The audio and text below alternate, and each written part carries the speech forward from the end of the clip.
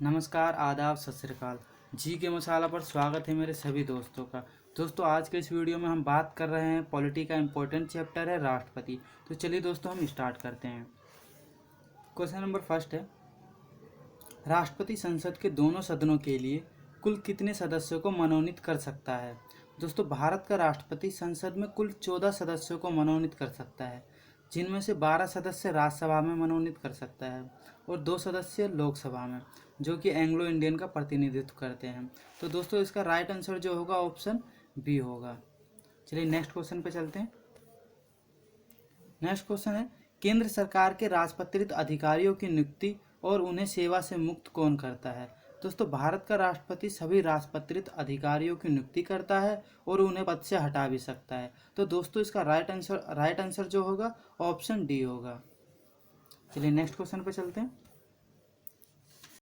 ऐसे कौन सी नियुक्ति राष्ट्रपति के द्वारा नहीं की जाती? तो दोस्तों, भारत का राष्ट्रपति लोकसभा के अध्यक्ष की नियुक्ति नहीं करता। तो दोस्तों, इसका राइट आंसर जो होगा वो ऑप्शन डी होगा। चलिए नेक्स्ट क्वेश्चन पे चलते हैं। नेक्स्ट क्वेश्चन है, राष्ट्रपति का अध्यादेश लागू रह सकता है?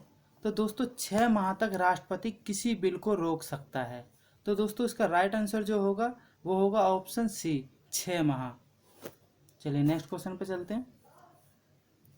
नेक्स्ट क्वेश्चन है, भारत के राष्ट्रपति द्वारा अध्यादेश को पारित करने के लिए संसद को क्या समय सीमा दी गई है? तो दोस्तों, इसका राइट आंसर जो होगा वो 6 माह होगा। दोस्तों, संसद को जो है 6 माह की समय सीमा दी गई है। तो नेक्स्ट क्वेश्चन पे चलते हैं। निम्नलिखित में से कौन 2 बार भारत का राष्ट्रपति चुना गया है? दोस्तों, भारत के प्रथम राष्ट्रपति डॉक्टर राजेंद्र प्रसाद भारत के 2 बार राष्ट्रपति चुने गए हैं। तो दोस्तों, उसका राइट आंसर जो होगा ऑप्शन ए होगा। चलिए नेक्स्ट क्वेश्चन पर चलते हैं। निम्नलिखित में से कौन सा व्यक्ति निर्विरोध राष्ट्रपति पद के लिए चुना गया है? दोस्तों, निर्विरोध कहते हैं कि पक्ष और विपक्ष की आपसी सहमति से जो चुना जाता है। तो दोस्तों, नीलम संजीव रेड्डी जो हैं वो जो है दोनों पक्ष की सहमति से चुने गए थे दोस्तों। तो इसका राइट आंसर जो होगा ऑप्शन डी होगा, नीलम संजीव रेड्डी। चलिए नेक्स्ट क्वेश्चन पर चलते हैं। कौन पहली बार गैर राष्ट्रपति बना है? तो दोस्तों, डॉक्टर एपीजे अब्दुल कलाम साहब जो हैं वो ऐसे व्यक्ति हैं जिनका किसी भी राजनीतिक पार्टी से संबंध नहीं था। तो दोस्तों, अटल बिहारी वाजपेयी ने अब्दुल कलाम को राष्ट्रपति पद के लिए उम्मीदवार बनाया था। तो दोस्तों, इसका राइट आंसर जो होगा option C, doctor APJ Abdul Kalam sahab. चलिए नेक्स्ट चलते हैं। नेक्स्ट क्वेश्चन है, राष्ट्रपति एवं उपराष्ट्रपति के निर्वाचन से संबंधित विवाद का निपटारा सर्वोच्च न्यायालय के किस अधिकार क्षेत्र के अंतर्गत आता है? तो दोस्तों, प्रारंभिक क्षेत्र अधिकार के अंतर्गत आता है। तो दोस्तों, इसका ऑप्शन क्या है? ऑप्शन डी है राइट आंसर। चलिए नेक्स्ट क्वेश्चन पर चलते हैं। राष्ट्रपति भवन कब बनकर तैयार हुआ? दोस्तों, राष्ट्रपति भवन का निर्माण 1912 में शुरू हुआ था और 12 साल बाद 1924 में बनकर तैयार हुआ था। उस समय वायसराय लॉर्ड इरविन थे। तो दोस्तों, इसका राइट आंसर जो होगा ऑप्शन सी होगा, 1924। चलिए नेक्स्ट क्वेश्चन पे चलते हैं दोस्तों। नेक्स्ट क्वेश्चन है, किसी दोषी व्यक्ति की सजा को क्षमा, उम्र कैद की सजा को कम या फांसी की सजा को माफ या उम्र कैद में बदल सकता है?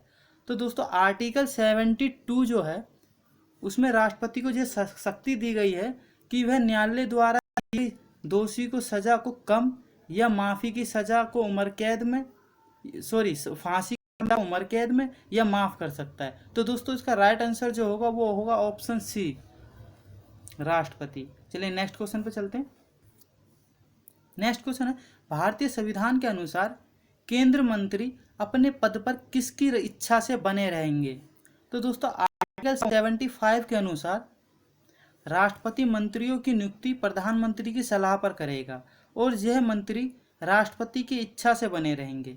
मगर इसका मतलब यह बिल्कुल नहीं है कि राष्ट्रपति जब चाहे उनको हटा दे। तो वह केवल प्रधानमंत्री की सलाह पर ही उनको हटा सकता है। तो दोस्तों, इसका राइट आंसर जो होगा ऑप्शन डी होगा, राष्ट्रपति। तो चलिए नेक्स्ट क्वेश्चन पे चलते हैं।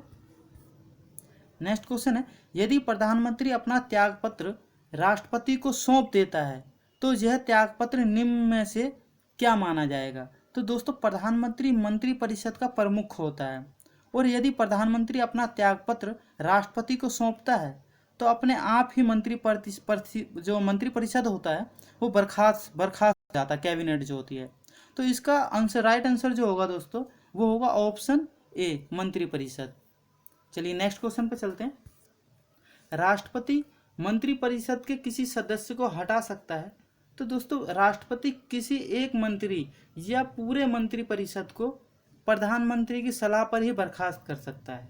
तो दोस्तों उसका राइट आंसर जो होगा वो होगा ऑप्शन सी, प्रधानमंत्री की सलाह पर।